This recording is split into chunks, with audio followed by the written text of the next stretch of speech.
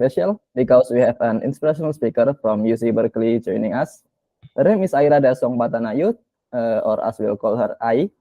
We'll introduce her properly after we watch our weekly inspiration video.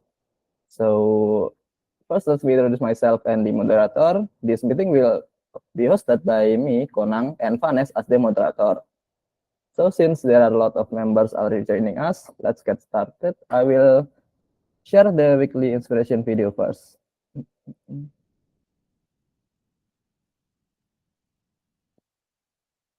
Okay, let me start the video.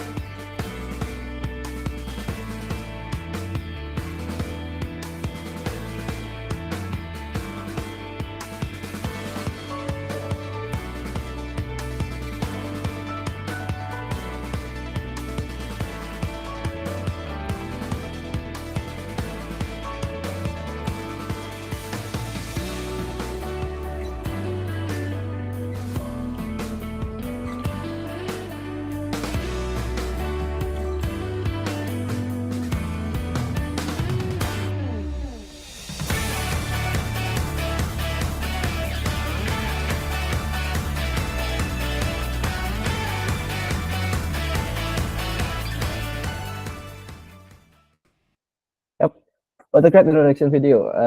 That video will never get old, honestly. So, all right, now it's time to introduce our special guest. Once again, I'm excited to welcome Aira Dasong Patanayut, or Ai, who studied at UC Berkeley, the same university as our CEO, Mr. Jing, graduated from. Kona, are you presenting the? Nope. Oh, not yet. I'm still looking for the that. Okay. Oops. Yeah, right. So let me introduce her once again. She is the co-founder, CFO, and CEO of TasteMap, and we'll get to the details about her incredible journey on the next slide. So let's give a warm welcome to Ai. Thank you so much. Would you like me to introduce myself first?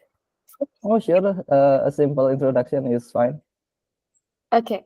Hi, my name is Aira Dasong Patanayut, or you can call me Ai for short. I'm 21 years old, currently studying in Chulalongkorn School of Integrated Innovation, specializing in startup businesses and technology.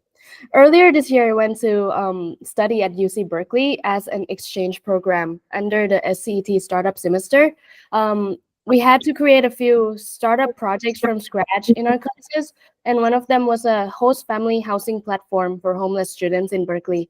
And so when I was presenting the project Home More in the Berkeley Collider Cup, I had the chance to meet Jing. And yeah, we talked a lot, and I really appreciate you bringing me in here today. But yeah, I guess I'm here today to talk about my other project, which is TasteMap. 4 years ago, I started TasteMap with my friends, which is a platform aimed to increase foreign purchases in local shops while enhancing travel experiences. If you'd like me to maybe present for my slides, I can also do that. Go for it. Okay. Yeah, go for it. Then I'll present TasteMap a little bit, so you kind of have an idea of what I'm doing. Me time.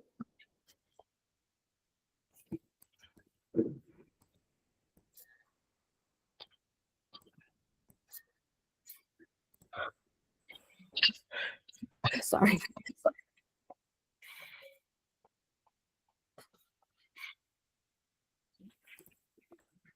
Do you see my screen? Yes. Yep. Okay, perfect. So this is TasteMap, Taste the Local. When we think about Thailand, the first things that usually come to our minds are the street food and happy locals, right? Likewise, when Thai people are not qualified for jobs, they become vendors selling what they can do. But what we don't really know is that while the tourism industry contributes to 22% of our country's GDP, only 0.02% would go towards the 1.6 million micro vendors in Thailand, putting them at the lowest rank of income, and some are still stuck in poverty. But tourists are eager to come back to Thailand, and 70% would plan to travel to Thai local places and community areas. Even vendors themselves would say that sometimes there are more tourists in the market than the locals. But everyone knows that foreigners would barely buy food and products from the locals due to hygiene concerns, unfamiliar product offerings, and incomprehensible signs. And the biggest cause of all this is language barrier. Not many vendors can speak English, and not all tourists are fluent in English either, making it hard for vendors to answer all of the tourist concerns. So as a result, both the vendors and the market owners are not able to reach this large customer group. Vendors in particular lack the right knowledge and tools, making them obsolete and the industry's weakest competitors. And since COVID-19, their revenue has continued to decrease steadily, that at some point, their revenue would be equal to or even less than their expenses. So that's where TasteMap comes in. TasteMap Taste the Local is a travel platform that elevates the quality of local tourism. For tourists searching for safe and high-quality local products, our platform can inform their choices and decisions based on their preferences, while boosting sales for vendors and market owners sustainably. So we have a travel website, which is already online. It's a mobile platform. Starting from the website, TasteMap collects the tourist demography and preferences on the onboarding page to personalize shop recommendations for them. And once interested, users can make orders on the website to avoid scams and miscommunications with the vendors. And we also de-risk the chance of finding bad vendors, where users can see, rate, and write reviews on different aspects of the market and shops. Yeah, that's TasteMap mainly.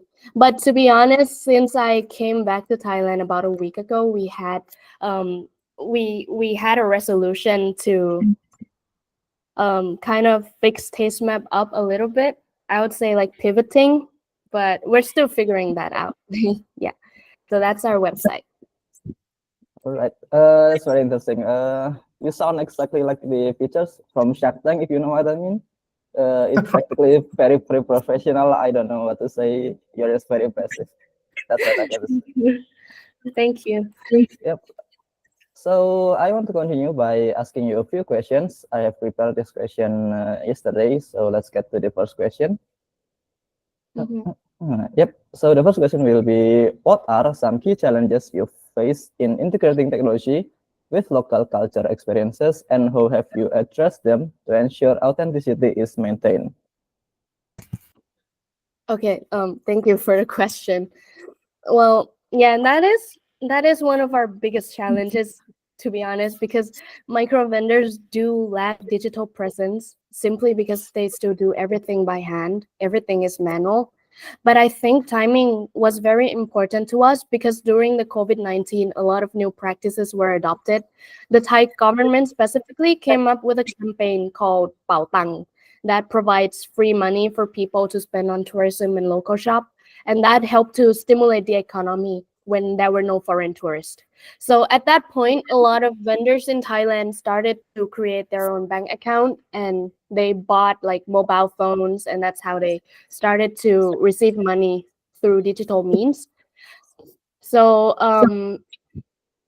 but to be honest, vendors are still very inept up to this time, as they still mostly use their mobile phone to just receive calls, text, and some people play Facebook. So we knew that we had to put the responsibility of technology on the tourists first, mainly. That's how we came up with the travel website. And it was a website because we know that tourists come to Thailand, they stay for 3 days, some people up to 1 month, but it was a very short time, so they don't have that kind of incentive to download an application. So it's a website. So yeah, what we think is that when tourists start taking actions with the vendors, vendors will then see the value of adopting the technology once again when they were using Pao Tang. And so after that, we decide that we will work with them through the Line official account. I'm not sure if Indonesia also uses Line for chatting. Yes, we do. Yeah, we use a lot of Line, and with their official account, it's easier to reach them, to present them with the analytics that we found from the website, because they already have the line downloaded before and they're used to chatting. Okay. What a great approach. So basically, people like the knowledge of technology. You guys brought the technology to tourists first, and then over time the local vendor will like understand technology and adapt the technology so they can get the money they want and get the revenue they want. They will also maybe, I believe, get some data that they can use and improve their businesses, I guess. So yeah. Okay, what a great response. So let's get to the second question. The second question will be, what valuable lessons have you learned about scaling a business that aims to achieve both economic and social objectives? The valuable lessons that we learn about scaling a business is that, well, the thing is, it's really hard to make an impact without financial resources. I think that's very true. The biggest struggle for us as a team is that we were very young when we started. We were about 17, 18 years old. We didn't know much about what the business world is like. And without our mentors, we were pretty much like blank papers. So we were learning as we go, and that makes it very hard and very slow for us to move forward. But because our vision is very clear and I guess admirable, TasteMap received many government-supported funds for research and development. So we received about 40 to 50,000 US dollars from about like 3-4 different organizations to help us research and develop this thing up. But to be honest, it's not easy. It's really not easy. We're still not making money, but we are trying to invest our fundings to build that product market fit. And yeah, that's how we came up with this new plan to pivot since I came back from UC Berkeley. Because like I told Jing before, what I learned from UC Berkeley is that it's very important to prioritize the market and the revenue streams, because otherwise how are you gonna go? So that's why we are focusing a little less on social impact at this moment, so that we know exactly how we are going to go forward. And we know that we need to improve more and more experience for the tourist in order for us to be able to gain money. Yeah, Yeah. I'm no financial or economic expert, but I will believe that you will get your revenue a lot eventually. But yeah, I believe that. Thank you. And by the way, you are very young then. What, 19 when you started this project? 18, 19? That's insane. Yeah, about 17, 18. I was Whoa. in grade 12 when I decided to do it. I had a very good mentor. I was studying normal mathematic arts kind of, what's it called? Matayom. I don't know the word in English. But I had this one professor that came out of nowhere, and they only hired him for like a year or two. And I was really lucky to have met him, because he's the one who led me into startup, and he taught me about lean startup and telling me that like we could try projects, you can do more, you can think about whatever you want to do, and you can take actions on it. And that's how we started it. Yep, you're a very visionary person, eh? Uh, yep, so let's get to the last question. I believe we have still time. Yep. So the third question will be, in your journey, how have you managed to balance financial sustainability with creating a positive social impact in the communities you work with? It's basically like a continuous question for you.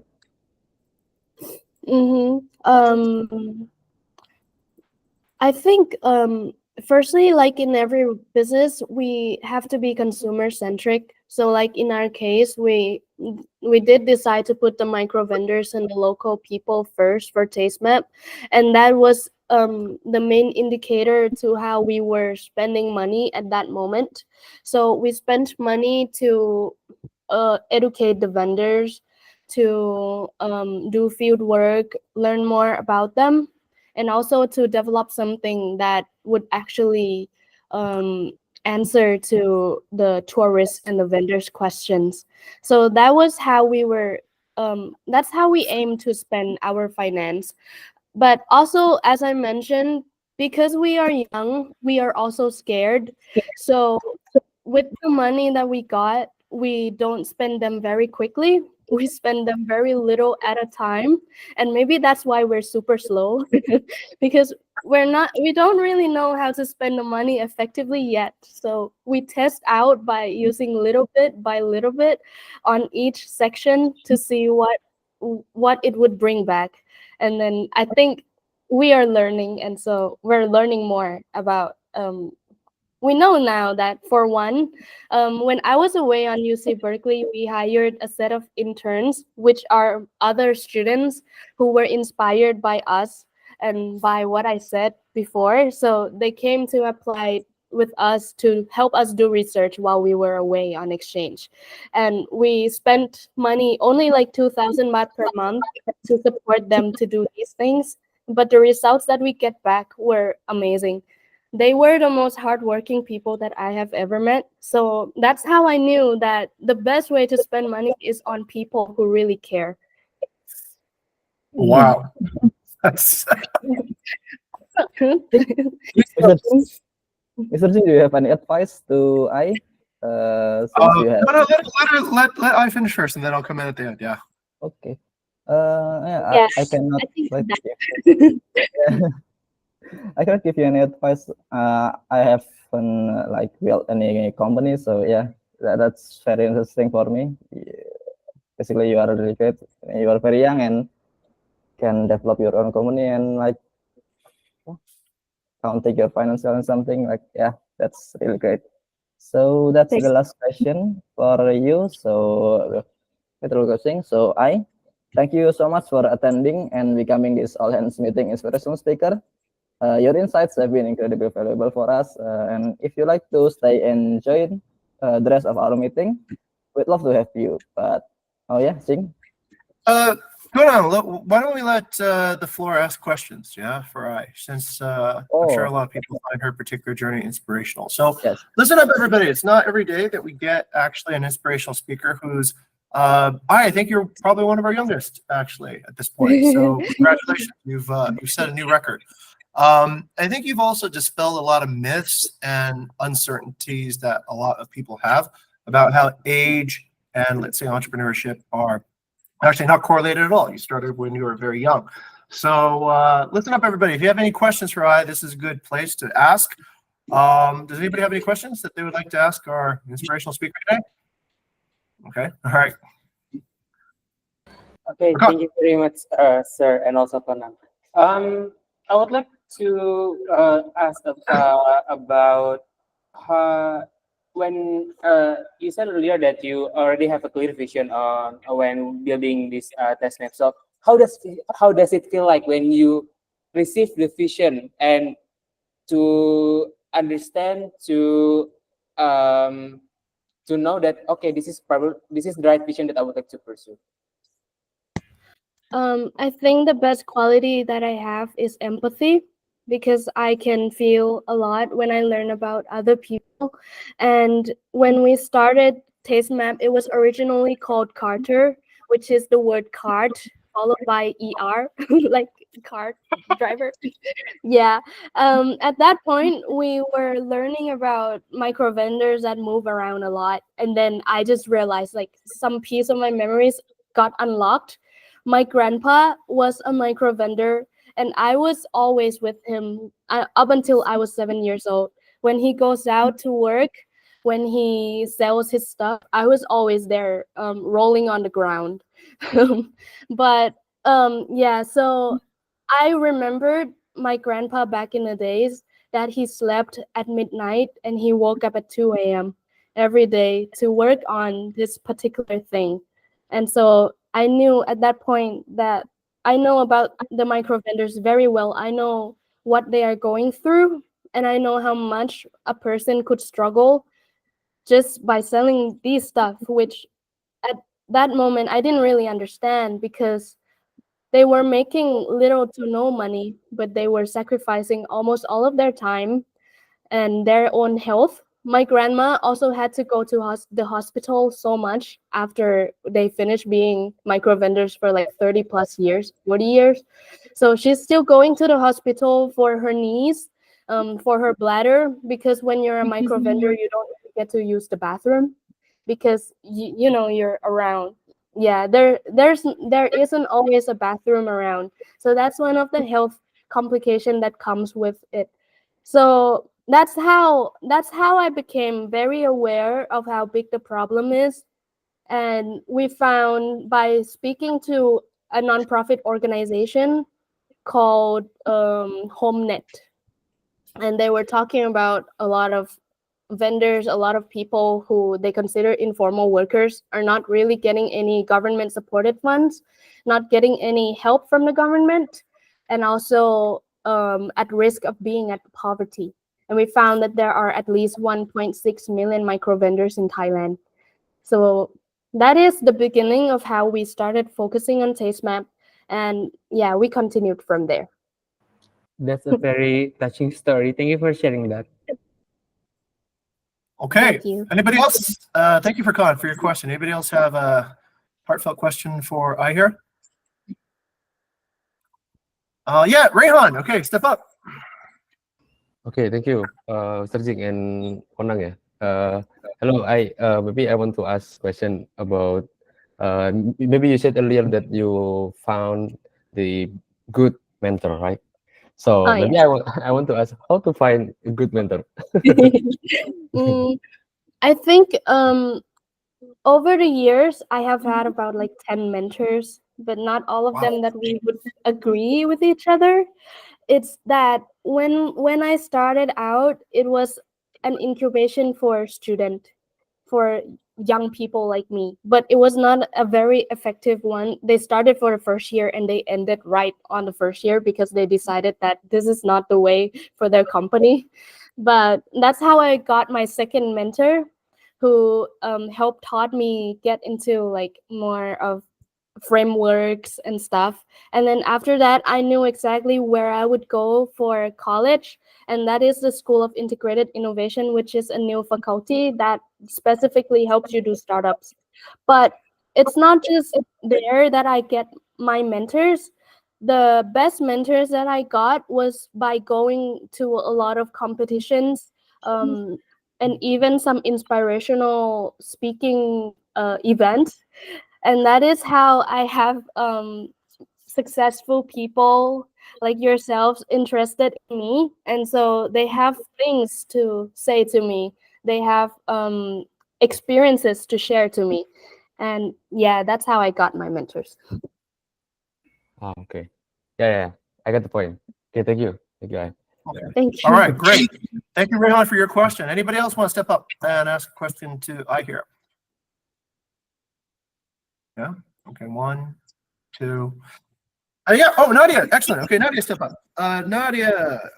Okay, hi, so I'm actually a bit curious about the process that you like come up like, oh, this actually the solution that we want to provide, like by creating this app, for example, right?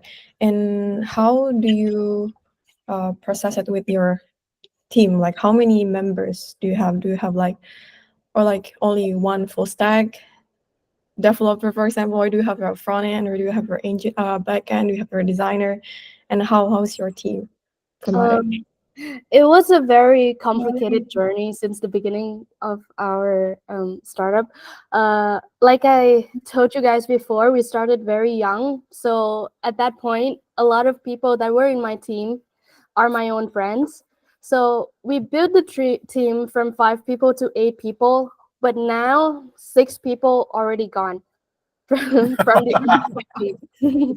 Yeah, because we found that our visions don't align and they don't really want to do startup anymore, because it does get tiring the more you go.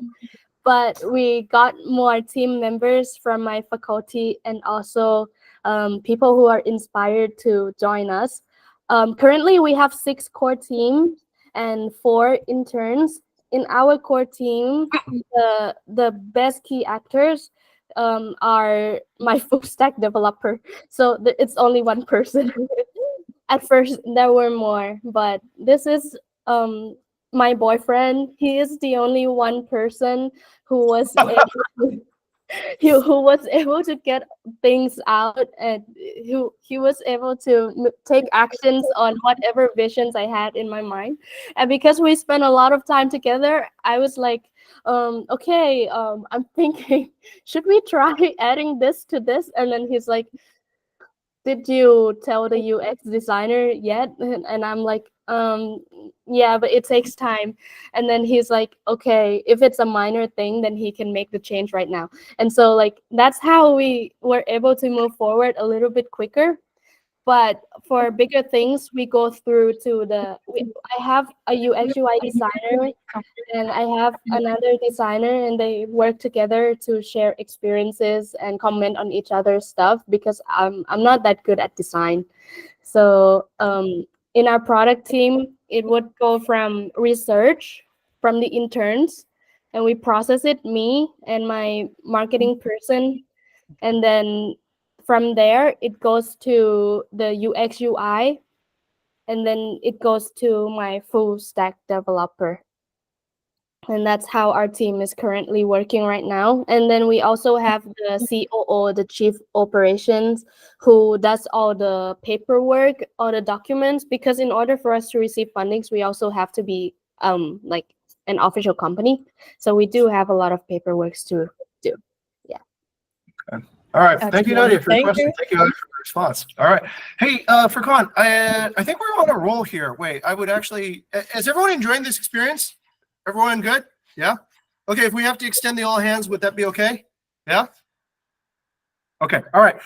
Did anybody have any final questions to ask I before I go? No? Okay. I have a question, right? So I think a lot of people here find you very inspirational, considering your age and essentially the progress you've made in doing what are challenging and inspirational things. What would you say is the most important attribute to being an entrepreneur? What is the difference between, let's say, your journey and let's say another person's journey that maybe didn't go in this particular direction? What sort of do you think that might be? That's a very good question. That's the first time I got asked that. If I have to compare my journey to other people who are my age, I think one thing is that I was very passionate. I knew exactly what I wanted since I was young. To be honest, I already knew I wanted to do business when I was like 12 years old. Wow. Okay. Yeah. But from there, it was an even rougher journey, because Yep. I think, like a lot of people my age, they learned about drop shipping online. So I fell into that loop and tried to start doing drop shipping, and of course it failed a lot. But every year I learned a little bit by little bit. But that was the way to do traditional business. That's the only way that I knew how to do business, which is selling things. But then, like I said, I found my mentor at the very right time, right before I even applied to college. And that's how I knew that startups exist. I wanted to create new things. I wanted to invent, and I knew exactly that I have to do this. I know that's the only way that I could make an impact as a small person. I also want to be a president in the future, but I don't know how that's gonna work out yet. But I'm gonna create. I'd go for you. Thank you. Yeah. Okay. Yeah, it's about knowing exactly what you want to do, and it's also about manifesting. Like, a lot of people think that manifesting is not real, but everything that we think is going to happen, everything that we believe can happen, it happens. It's also how I got my boyfriend. I liked him, and yeah, I manifested, and we became boyfriend and girlfriend. Okay. Fantastic. I've just got a few remarks that based on. Sorry, I've been so entertained in a positive way by this discussion, and I want to show you guys something. All right, this is pretty interesting. So earlier, Konang asked about this particular idea of focusing on social impact, and immediately as you were speaking, I thought about this. Right, there's this expression of I think in Thailand there's a strong Buddhism culture, right? And the idea is that when a Buddha made of mud needs to cross the stream, it needs to think about preserving itself first, which is what I think the question about like revenue versus social impact comes in. All right, we can only make social impact after we are able to sustain our own business in the first place. So I found that to be a pretty practical example of this allegory here. The other thing I found that was pretty relatable also was my co-founder is my wife here, Wayetta. Amazing. So we often found within business the best partners oftentimes are the people that you have romantic relationships with. And hearing your story about your full stack boyfriend kind of like reminded me of that too as well. Okay. Would you say that, okay, it sounds like two things. It sounds like focus and perseverance are like really strong attributes to have, right? In the pathway of entrepreneurship. Yeah, but also you have to learn from your mistakes, because just by working hard will not get you anywhere. You really need to learn fast. Like, I don't learn fast, but I fail a lot. So that's how I learn. Fantastic. Well, a lot of these things, of course, nobody ever teaches, I think. And it's like you said, even with your own mentors, each person has a different approach towards success. So most likely you'll have to find your own experience to succeed in your own way. Okay, thank you very much, guys, for coming in. The rest of the All Hands, we will continue. You're free to be our guest and stay if you want to kind of see the inside track. But if you have other things and other obligations, that's fine too. All right, let's show some appreciation for coming in today. Thank you very much for the very inspirational talk. Okay, I'm going to move into my side of the business now. Okay, so let's take a look at the vision mission statement. Konang, I'll just jump in at this point and save some time because we've already gone a little bit over time now. Okay, today we will talk about vision mission statement from the CEO perspective, and I got some good news and I got some bad news. So let's start with the good news first. The good news is the hospitality performance is doing very, very well. We're at 82.4%, and I'm happy to say that over the course of the last 12 months, we're at 82%. So that is essentially at superhost levels for over a year. So that is something as a company I think we can be very proud of. And congratulations to all the people who made it possible. Now, year-on-year growth is on track. However, let me show you a few statistics that could be improved. The booking pace, which is one of the metrics that we take a look at to understand if our company is doing okay, is actually overperforming. And this is a rare occurrence, but I'll add why this might be a problem. Which the benefit is that we can increase our prices right now. The daily sales performance as a result is not doing as well as the booking pace would illuminate. And I want to show everybody what that looks like too. Okay, so I was sick last week, and thank you for the team that was able to carry the all hands during my absence. And from 2 weeks ago, the revenue goals were progressing, hospitality is stable, and we were just becoming aware of strategic thinking and barely appreciative, but not yet confident. This is what we look like from my observations this week. The revenue goals are partially met, which means that we are seeing fewer unbooked nights, but we're still seeing low daily sales. Hospitality is strong. However, the real crux of the problem is that we're falling into the same particular issue. The amount of new revenue coming from properties is still underpowered, under-resourced, and it's lacking strategic intent. So, are we strategically correct at this moment? Anybody want to guess? Is the company looking like we are strategically correct at the moment?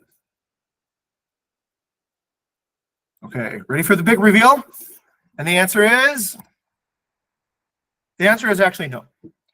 Yes, hospitality scores are going up. Yes, revenue's on track. But once again, remember this. The last semester we failed because there was not enough emphasis being placed on how to actually acquire new AUM. We didn't reach the revenue goals from the previous semester because we did not put enough focus, management, supervision, strategic intent into how we were actually acquiring new properties, new partnerships. So until we are starting to see that transition over from existing AUM into new AUM, then we will continue to be off strategy. So this is the bigger picture of what we're looking at. Now, let's keep on going. Last time, I made a mistake. I'd like to announce it.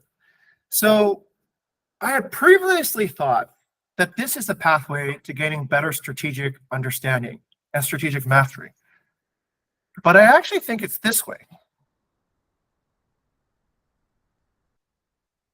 Okay, if you're looking closely, that means you're paying attention. If you're doing something else, it probably means didn't see it. Okay, what's the difference? Does anyone see the difference? Let's go again. This is the old way. This, I think, is the new way. Okay, did anyone see what the difference is? Yeah, the position between the third and the fourth layer. Great. What is the difference then, Kyla? Practice and understand. Okay, all right, Rayhan got it. Yeah. Okay, so thank you, Rayhan, for jumping in. I'll go pretty quickly here, okay? Because we're kind of behind on time. Practice needs to happen before understanding. Previously, I thought understanding would happen before practice, okay? So that is incorrect. What is correct is we need to practice before we can understand. And the lack of practice, the lack of trying out strategic decisions is ultimately why we don't understand. Now, this is an inspiration from an inspirational speaker I hear by the moment, right? So just earlier, she admitted that she found how to be more strategic through practice, through failing, through learning through these mistakes, okay? And if we never make mistakes, if we never actually try to think more strategically, then we probably will never truly understand, and we will always get stuck. And you will always then you'll have this kind of frustration. Why is it that I feel like I'm working hard? Why is it that things are sort of being done, but I'm not getting essentially any progress? And that's because there's probably no strategic understanding at that level. All right, so practice needs to actually happen first. And in order for practice to happen first, I think we can take inspiration from our inspirational speaker. We got to just try it and do it. So without trying, without having the courage and character to try out the things that we want to focus on, then we probably will never reach to any strategic understanding. Which means, back to this idea again, strategic learnings. So let me try to encourage a culture where we can actually practice more by illustrating some principles that we've learned through multiple strategic discussions that we have every day now with upper managers. Here's an explanation. The first strategic misunderstanding that we commonly have is we leave when we should stay. What does that exactly mean? So we stop a plan. We stop a plan that's working because we get frustrated or we get confused about the metrics. So we can't see the metrics, we can't measure the metrics, but we decide then we're going to stop this plan. This is bad strategy. This is terrible strategy because you might already have something that's already working, and when you stop it, that puts at risk the momentum that you built, okay? So why does this happen? How does this happen? Well, you can detect that this is happening if you notice the company metrics are rising and your team has been following a plan. Then you're probably on the right plan. Or what it means is that your team is completely irrelevant and doesn't really make any impact. If the company metrics are rising and your team has been supervised correctly and you're following the plan, it probably means the plan is working, but perhaps you're not really aware of how what you're doing is connected to the overall metrics. Now, the suggestion in this particular case is that the plan or activities are okay, but what you need to improve is your observational skills. Observe better. You need to understand how the input that you're putting in results in the output as observed at the company level. Or what's happening is you watch too many movies and you think that a plan will immediately result in a result from the quick, let's say, hyperlapse that you have in movies and such. So plans oftentimes do require patience and require time to develop. Okay, we'll be sharing more strategic misunderstandings to the entire company over the next few weeks, but this is one of them. But hopefully by seeing this, you guys can see that it is hopefully a way of empowering your knowledge to try strategic plans and practice. What can you do? We mentioned that quality mistakes are tolerated and encouraged and insights are rewarded. And this is exactly what we mean. So instead of actually asking for you to understand first and then practice, practice first and then understand. When you practice, you say, all right, I'm going to focus today just on this. I'm not going to focus on anything else. I'm going to focus on this, and it's going to work. Look at the results. If you've been able to focus on one thing and get better results than focusing on 20 things, that is probably a strategic understanding at that point. And you can spend every day focusing on that one thing that actually makes impact. All right. Bottom line, we're going to be looking at employee journals at this point on towards the semester for strategic understanding, and any progress shown there will be rewarded. Okay. Once again, oh, sorry, I should have updated for this for June. My mistake. So it should be fail fast. Let's fail as fast as we can and get this fixed. Okay, June. Same idea. Fail fast, be transparent, share essentially the mistakes that you're facing. That way, things can be fixed more quickly. All right, next, let's talk about the semester goal. So the point of the semester goal is to actually remind everybody about this particular idea of new AUM. I want to connect it for those that still have, let's say, some misunderstandings or confusion. The revenue goal is 3 million, and the overall rating is 4.8 with a 5-star percentage of 80%. Now, it's really important that we reach the revenue goal. As I said earlier, this idea of product market fit, this idea of being able to sustain a business in order to do social and valuable impact starts with actually a company being able to serve our customers and our partners correctly.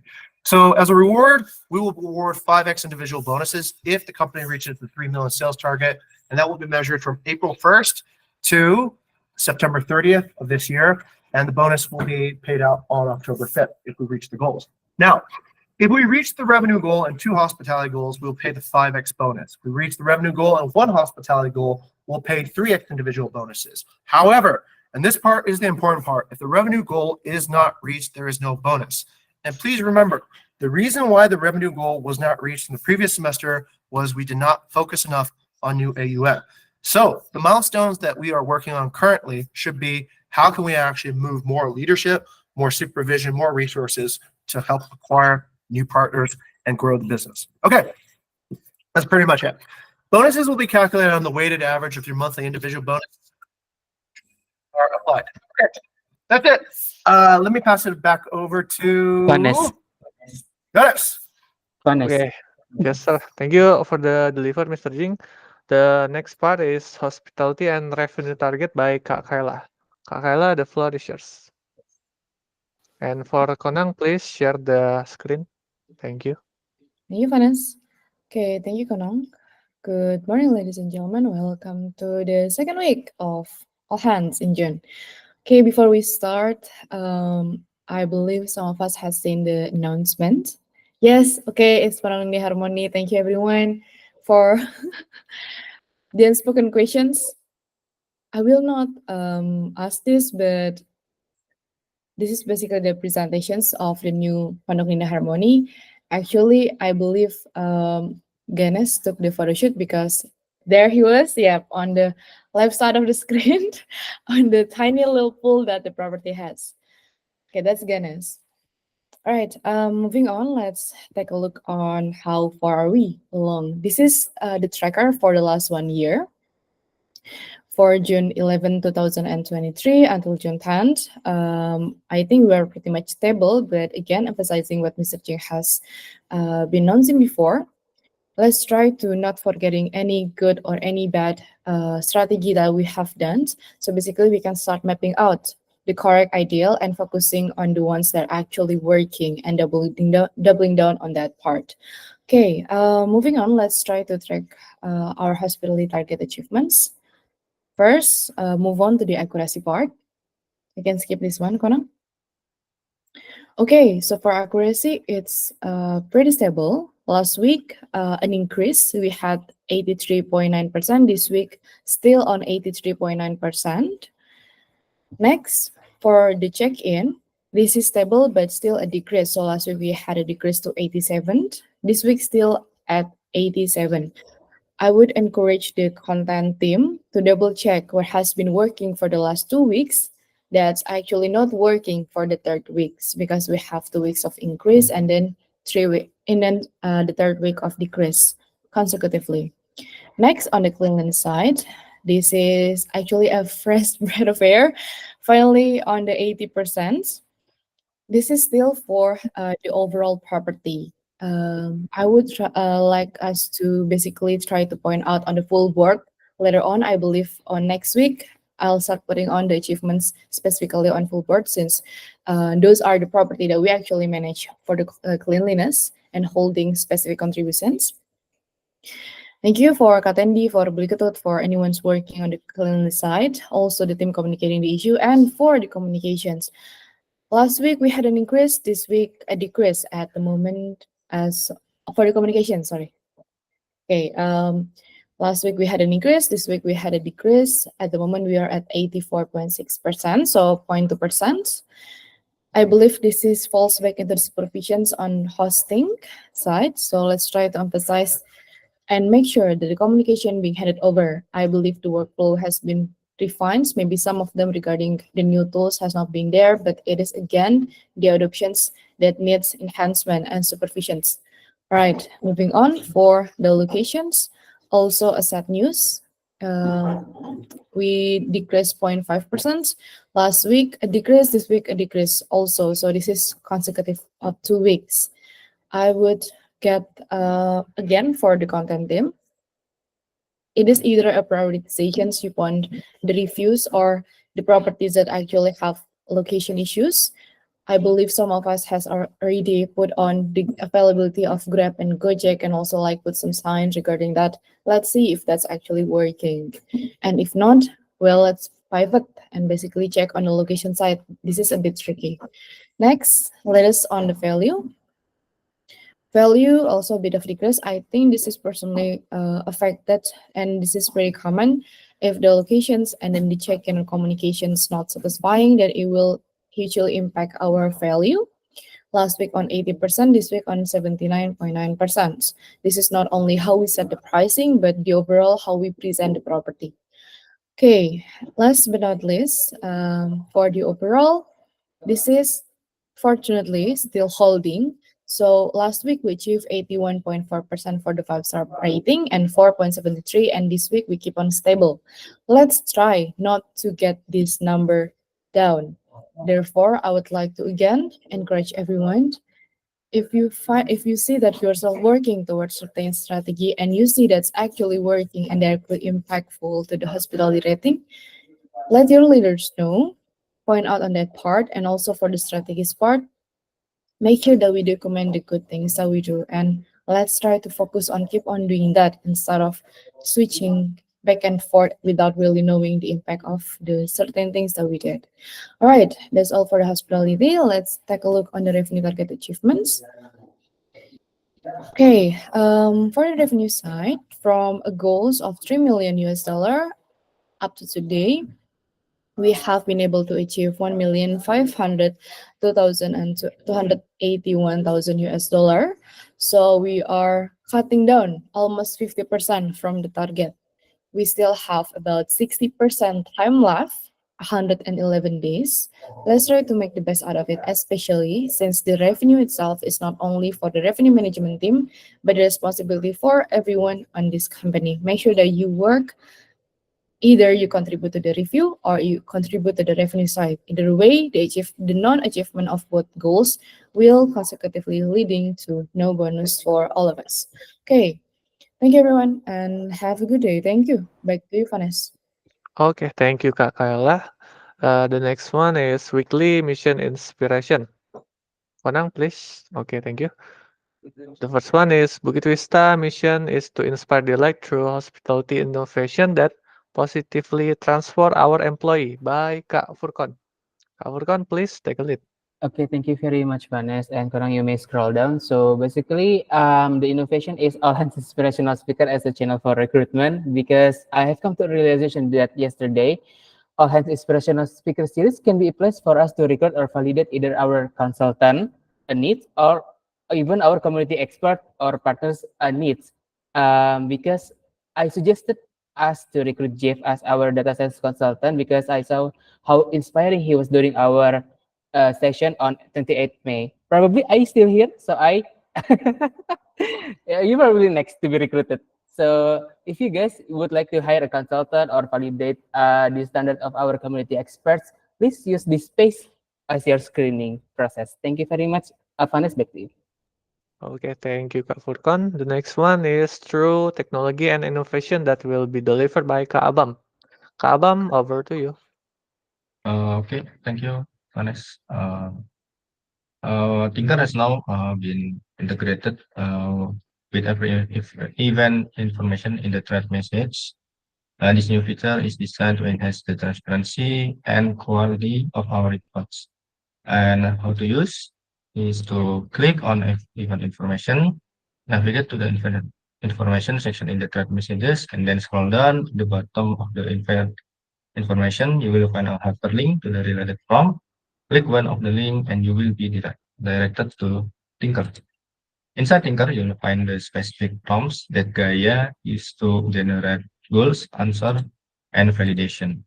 The next improvement will be to prettify the assistant and tool messages for better readability. We look forward for everyone to use it to improve the quality of our reports, and feel free to give feedback to the engineering team on how we can improve this tool. Thank you. All right, thank you, Kak Abam.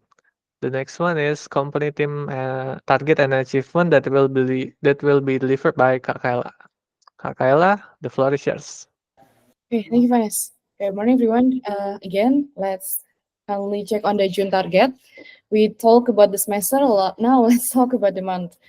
Okay, for the revenue target, before we start, actually, I would admit that previously I put on the wrong numbers there, but Grace spotted that out and she reminded me before there was a misannouncement regarding the revenue. So thank you, Kak Grace, and thank you for tagging me also in Google Meet because I did not see your slide. All right, this is the accurate one still. Okay, for the target of 450,000 US dollar, we have been able to achieve 330,000. So it's about 73% for the 5-star percentage. We have been able to pass the OK target also for the overrating. However, the number is actually decreased from last week achievement.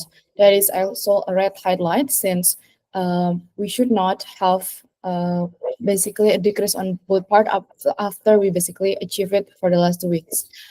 This is again aligned with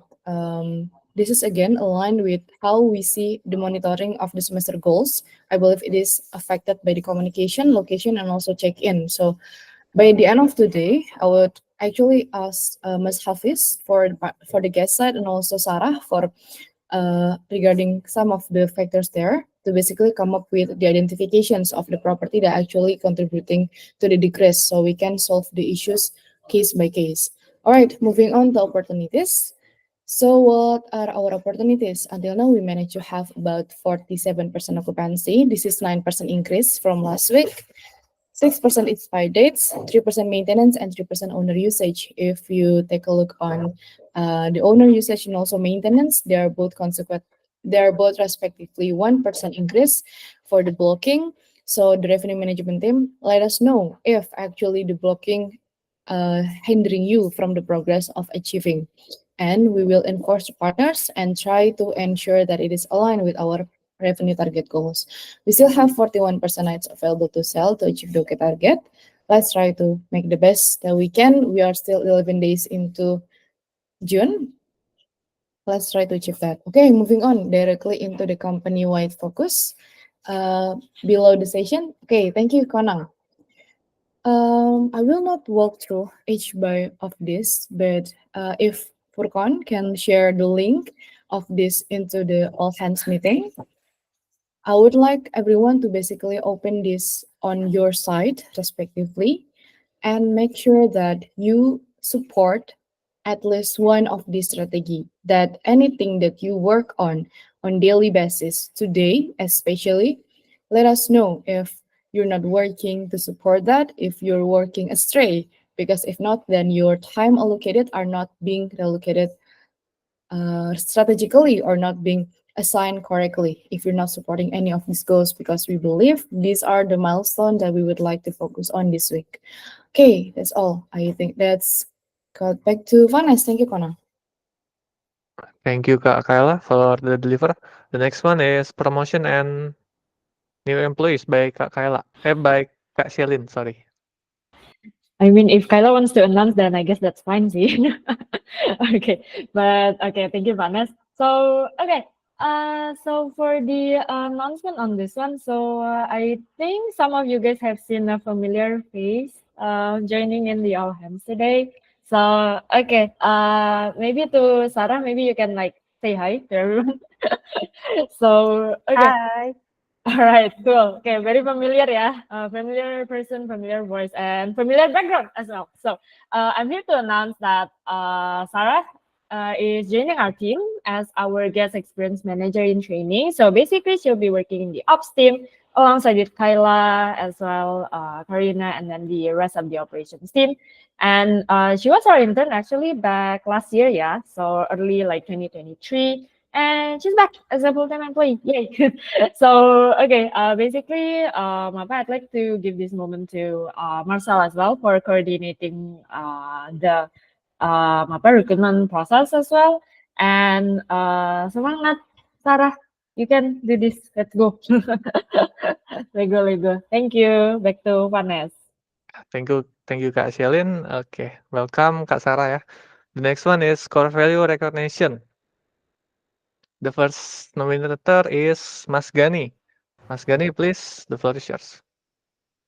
Okay, thank you, Vanessa, and good morning, everyone. So I'd like to celebrate the idea of premium Bivigo apps, which was a pretty visionary from my perspective.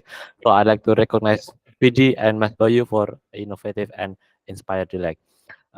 I would say that that has high possibility to supporting PIUM as a lead generator from current product. However, due to limited resource, we need to prioritize something that already work and positive results. So, but I like to appreciate from engineer team, from PD and Mas Bayu for delivering this idea. So, good job, guys. Okay, thank you, Mas Gani. Okay, for this all hands, it will be extension around 15 minutes, yeah. So let's keep it up. The next nominator is by Kak Krishna. Kak Krishna, the floor is yours. Sure. Thank you, Vanessa. So, couple days ago, we got issue with WhatsApp connection in Gaia Echo and Gaia Community Manager. The problem is on the library externally that we use. So, Kak Vito, be the hero, join the community, reaching the library contributor, getting update, create adjustment, even propose a suggestion for this project all by himself. Even Kak Vito searching on better alternative also by himself. So we often just see the result and tend to simplify ton of process behind it. I just want to appreciate Kak Vito for doing this. Thank you. Thank you, Kak Krishna. The next nominator is Kak Vito. Kak Vito, over to you. Okay, thank you, Vanessa, and thank you, Kak Krishna, for previous recognition. I would like to recognize Ali for being step on toes when discussing something. Ali always step on toes and give me insight or ideas that we can develop as the discussion going. With this behavior, the discussion keep interesting for the entire time, and we can find many ways to solve the problem. So yeah, I think that's it from me. Back to you, Vanessa. Thank you, Kak Vito. The next nominator is Kak Rehan. Over to you. Okay, I would like to recognize Kanadia and also Erika for the core value don't assume use data. I would like to thank Kanat for recently attending the business plan delivery meeting with Erika, and of course, thanks to Erika also as the ones who deliver the business plan to the potential partner and delivering insight and evaluation to the team, especially the marketing team. Continuous improvement and user-centric are things that I feel are important for the team. So thank you, Kanat, and also Erika. Thank you, Mas Rehan. The next nominator is Matthew. Matthew, over to you. Okay, thank you, Vanessa. So here I would like to recognize Kanadia. So just yesterday, she reminded me, this is my mistake actually. I forgot that I have several low priority tasks. And yeah, she reminded me about it and to finish it quickly, yeah. So yeah, what I want to point out here, despite her high load of work, she still managed to keep me on track and make sure that I don't forget my own responsibility. That's cool. Thank you, Kak. Langsung. Okay, okay, so this one is I would like ya sebenarnya pengen ini sih big thanks to all operation teams ya. They really helpful sih during my BBW or even when I'm overtime ya. When BBW itu they still help me at night time. That's That's insane. Uh, but there are 4 members that I have engaged with lately. Most recent one ya. Karin, Bang Radit, Bang Marcel, Kak Kai, thank you so much. Kak Cynthia and Kak Pandu tuh kurang-kurangin Mat. Siap. Thank you. Thank you, Matthew. The next nominator is Kak Furkon. Over to you, Kak.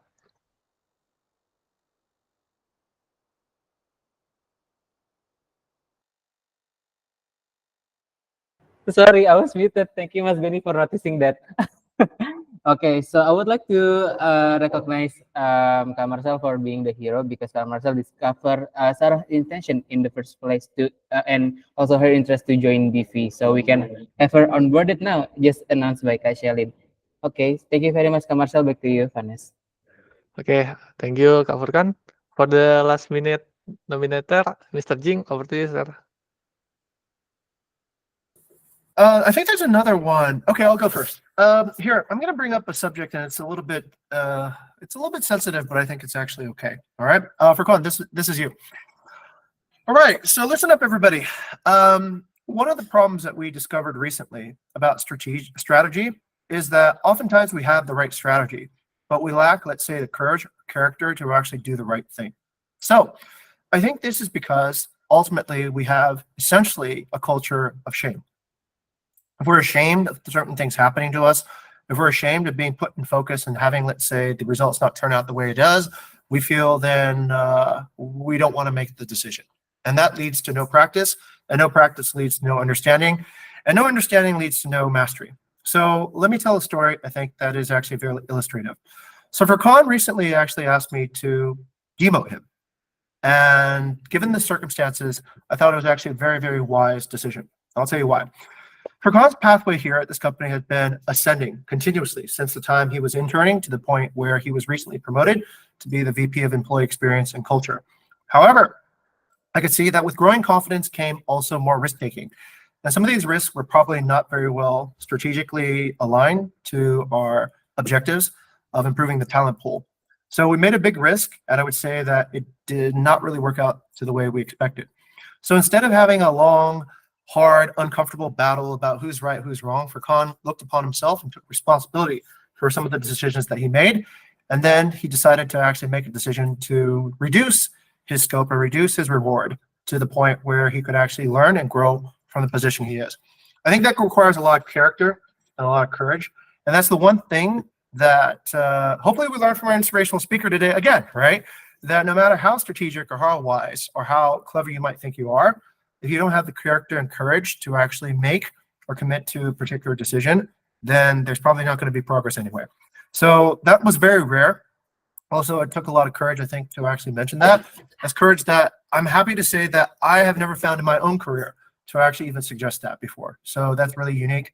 And that, I think, should be rewarded and recognized, especially since it is something that's uncomfortable and unusual to talk about. So the end goal, listen, everybody, is this. We don't want to have a culture of shame. We want to have a culture of honor. We should honor things even if they seemingly should be shameful. We should honor things for trying out new things, but not working out the first time. We should honor for stepping up, but not making it up. We should honor when people make the decisions that they need to place themselves in the right positions rather than laughing or making fun of them. Okay? All right, that's very inspirational, and hopefully that sets precedent for what Bukit Vista actually agrees is the correct culture and the correct values that we should have here. So that's 3 recognitions to Furkan: being transparent, never settling, and back to the very basics again of having a growth mindset. All right. Okay, let's give it applause to Kak Furkan. Thank you, Mr. Jing, for the deliver. And for the last but not least, nominator is by Kofidi. Over to you, Ko.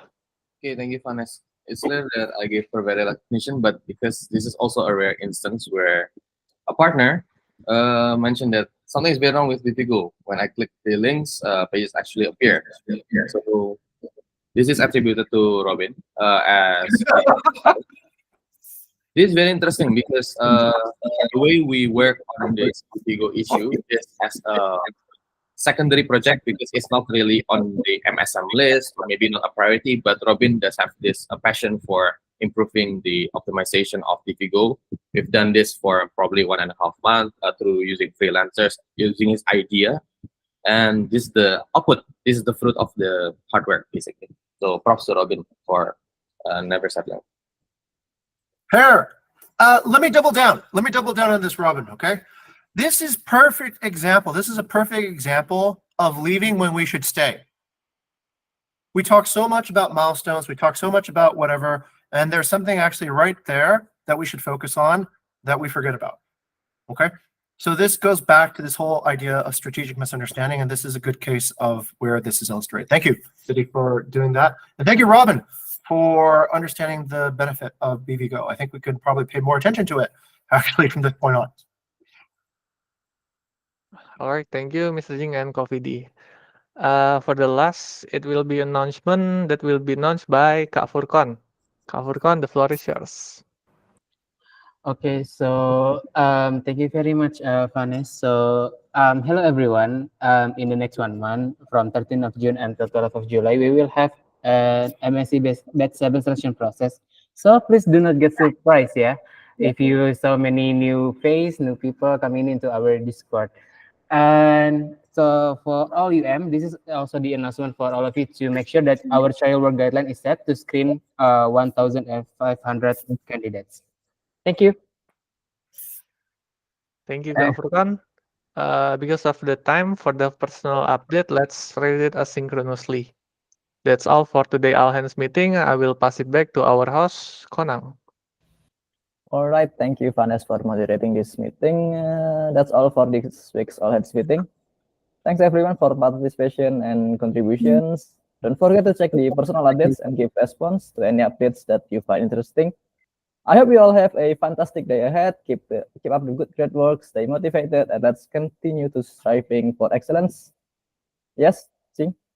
One more thing. I'd like to recognize Vidi. Vidi, thank you for actually finally getting through and illustrating and keeping an emphasis on partner satisfaction and user experience, okay?